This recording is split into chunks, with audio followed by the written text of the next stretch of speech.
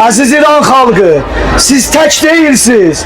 Bütün dünyada olan azad insanlar sizin kenarınızdadır. Bakmayarak ki bazı insanlar gələ bilmirlər, ama hamısının ürəkləri sizin yanınızdadır.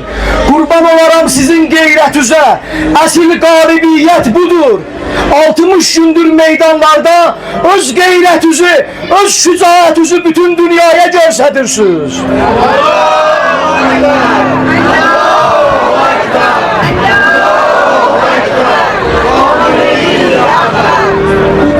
Siyonist İsrail rejimi ve qaniçən Amerika rejimi gəlib İranda terror etməklə, günahsız insanları öldürməklə özlerine qəhrəman deyirlər.